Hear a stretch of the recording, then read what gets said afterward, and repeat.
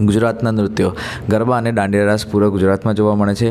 ટિપ્પણી નૃત્ય ચોરવાડ અને વેરાવળ સાઈડ જોવા મળે છે. પઢાર નૃત્ય છે જે ભાલ રિજનમાં જોવા મળે છે. હુડો જે એક પ્રકારનો રાસ છે તે તરણેતર અને પંચાલ રિજનમાં જોવા મળે છે. ત્યારબાદ મેર રાસ અને મણિયારો છે જે એક પ્રકારના લડાકડું નૃત્ય છે. ગોફ ગુંથણ છે એ સૌરાષ્ટ્રમાં જોવા મળે છે. ડાંગી નૃત્ય છે ડાંગ સાઈડ જોવા મળે છે. સિદ્ધી નૃત્ય છે જાંબુર વિલેજમાં જોવા મળે છે. રાઠવાની ઘેર છે જે છોટાઉદેપુર અને પંચમહાલમાં જોવા મળે છે.